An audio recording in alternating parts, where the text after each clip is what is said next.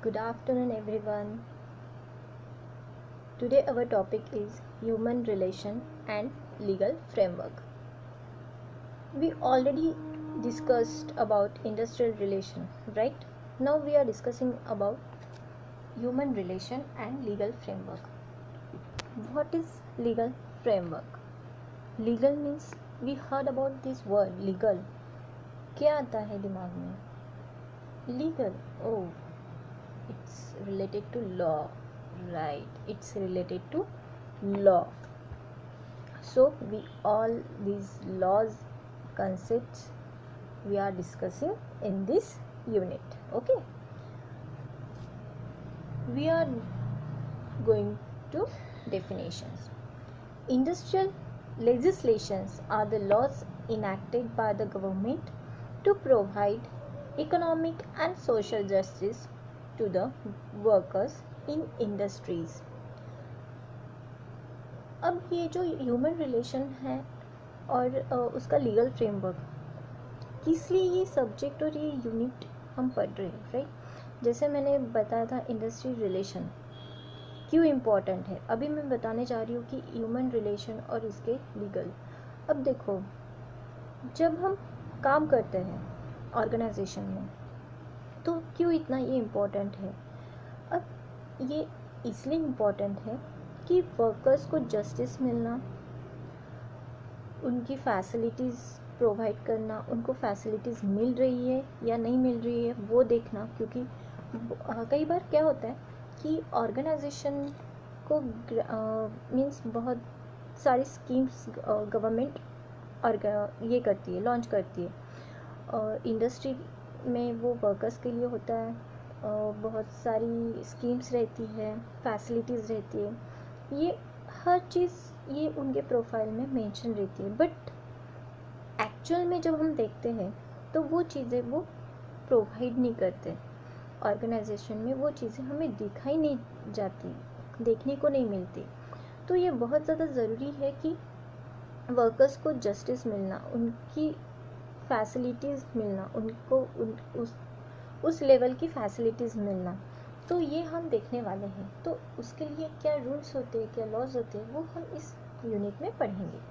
Okay, so generally this laws provide guidelines to the employers industrialist in dealing with the matter of wages, wage incentives, facilitates for workers and the working conditions of labour.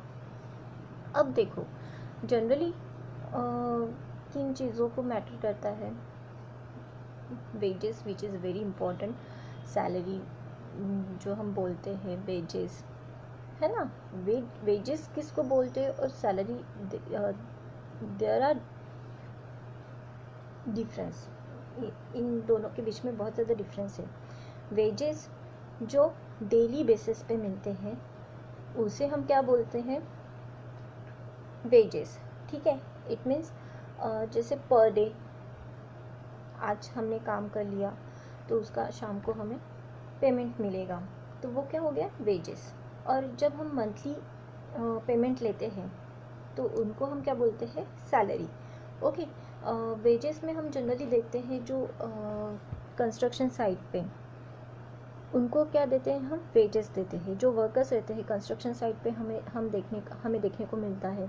और बहुत सारी जगहों पे हमें देखने को मिलता है, तो उनको क्या मिलता है, पर डे के हिसाब से डेली वेजेस, राइट. और सैलरी जब हम ऑर्गेनाइजेशन में काम करते हैं so we will get the monthly salary, right. Okay, I hope concept आपको क्लियर हुआ होगा. Facilities for workers and the working conditions of labour. तो ये सारी फैसिलिटीज़ वर्कर्स को मिल रही है या नहीं मिल रही है, ये बहुत ज़्यादा इम्पॉर्टेंट है. इसलिए ये लीगल फ्रेमवर्क किया जाता है या ह्यूमन रिलेशन इसको कहते हैं. So according to mister V Giri, okay, industrial legislation is a provision for equitable distribution of profit and benefits emerging from industry between industrialists and workers and affording protection to the workers against harmful effects to their health, safety and morality. अब वीवी गिरी का क्या कहना है, definition जो उन्होंने बनाई है, a provision for equitable distribution of profit and benefits emerging from industry between industrialists and workers and affording protection to the workers against harmful effect to their health, safety and morality. अब उनका ये simple कहना है कि जो भी benefit, जो भी इंडस्ट्री के तरफ से मिलता है या जो भी है प्रॉफिट मिलता है, उसका हिस्सा या उसका जो भी है वो किन को मिलना चाहिए, इक्विटेबल वर्कर्स को, राइट, ओके।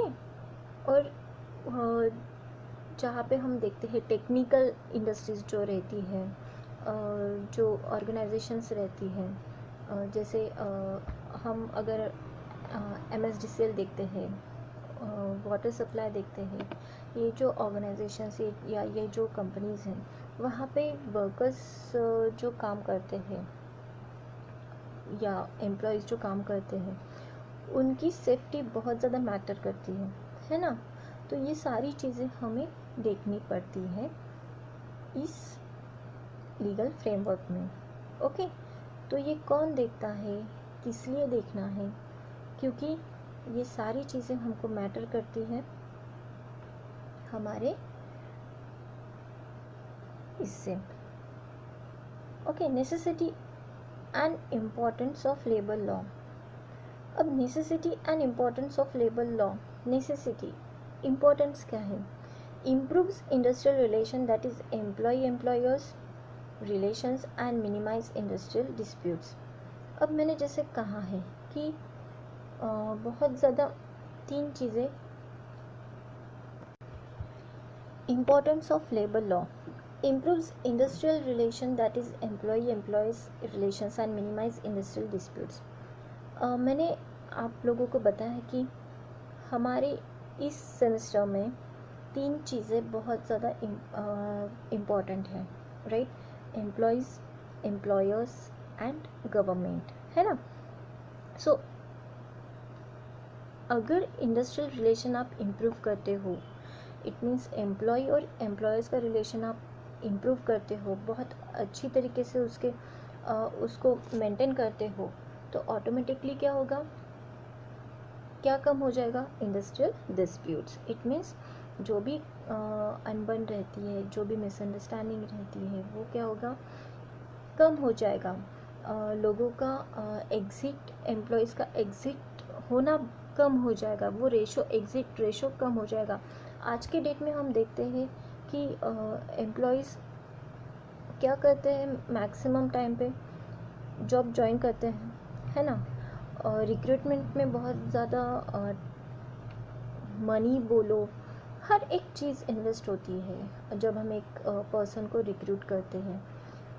सो वो रिक्रूट होने के बाद अगर उसका रेपो अच्छा नहीं रहता उसका रिलेशन अच्छा नहीं रहता वर्कर के साथ या कलीग के साथ या एम्प्लॉयज़ के साथ, या उसके प्रति किसी का बिहेवियर अच्छा नहीं रहता, तो ऑटोमेटिकली क्या होगा, डिस्टर्ब होगा, मेंटली डिस्टर्ब होगा। सो वो क्या करेगा, या फिर उसको हाइक नहीं मिलता, या उसको इंक्रीमेंट नहीं मिलता, या मोटिवेशन नहीं मिलता, एप्रिसिएशन नहीं मिलता, तो वो क्या होगा, डिमोलाइज होगा, है ना। सो वो क्या सोचेगा, so I thought I will quit the job, ये उसके दिमाग में आएगा। तो वो क्या करेगा, सर्च करने लगेगा, दूसरी कंपनीज, दूसरा ऑर्गेनाइजेशन को सर्च करने लगेगा कि मुझे ज़्यादा से ज़्यादा फैसिलिटीज़ और ज़्यादा से ज़्यादा मुझे कहाँ पे मेरा टैलेंट को अप्रिशिएट मिलेगा। वो वैसी कंपनी, वो वैसी ऑर्गेनाइजेशन को सर्च करने लगेगा, तो अल्टीमेटली वो एग्ज़िट करेगा, है ना। तो वहाँ पे वो फिर से वो क्या रहेगी, सीट वैकेंट हो जाएगी, फिर से रिक्रूटमेंट प्रोसेस आएगा।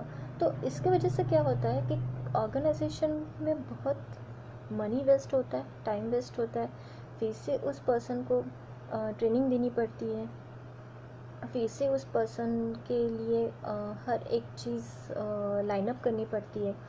तो इसमें प्रॉफिट पे बहुत कम हमको लुकआउट,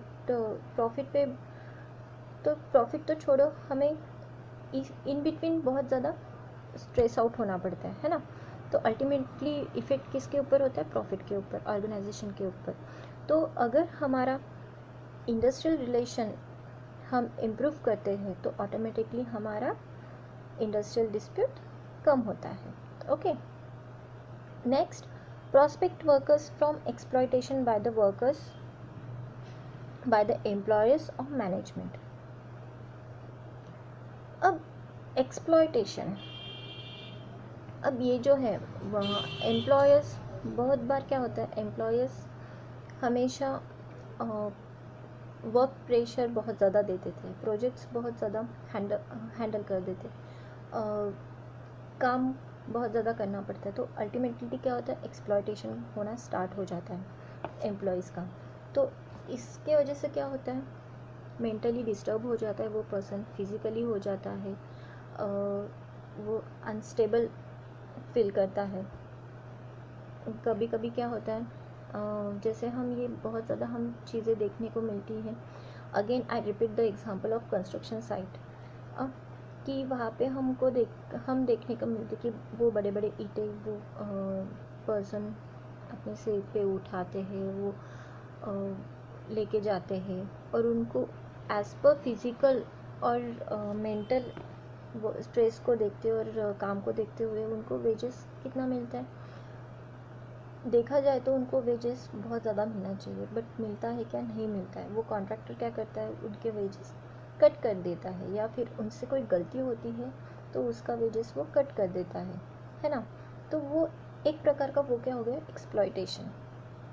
तो ये कम करने की कोशिश अगर होती है तो इससे क्या होगा, काम बढ़ेगा, वो पर्सन वहाँ पे अच्छे से काम करेगा, है ना। सो अल्टीमेटली मैनेजमेंट को प्रॉफिट मिलेगा। Helps workers in getting fair wages. मैंने अभी बताया कि अगर अकॉर्डिंग टू वर्क उनको वेजेस मिलते हैं या सैलरी मिलती है तो अल्टीमेटली क्या होता है, वर्क करने की इच्छा रहती है, काम करने की इच्छा रहती है, हम मोटिवेट होते हैं। जैसे अगर हमें कोई एक टास्क कंप्लीट करते हैं, अगर हमें उससे उसका कुछ एप्रिसिएशन मिलता है या हमें कोई मोटिवेट करता है तो हम क्या करते हैं, इंस्पिरेशन हमारे सामने अगर कोई रहता है तो हम मोटिवेट होते हैं। हमें अगर इंसेंटिव्स मिलता है तो हमें अल्टीमेटली हम क्या होते हैं, मोटिवेट होते हैं और हमें काम करने की इच्छा होती है। Okay, minimise labour unrest. मैंने अभी बताया कि अगर लेबर सेट नहीं होगा तो क्या होता है, एक लेबर अगर छोड़ के जाता है तो दूसरा लेबर ढूंढना बहुत मुश्किल हो जाता है।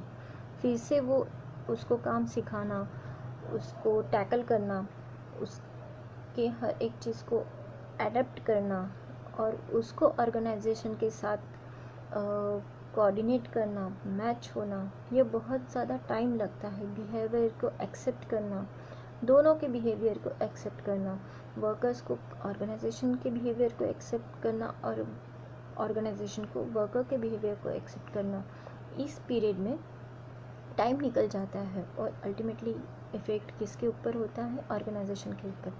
अगर यही अनरेस्ट रहता है या हम उनको अच्छे से ट्रीट करते हैं या फैसिलिटीज़ प्रोवाइड करते हैं, उनका एक्सप्लॉयटेशन नहीं करते, उनको फेयर वेजेस देते हैं, तो क्या होता है, लेबर स्टिक रहता है वहाँ पे। We will see the next point next video. Okay, thank you.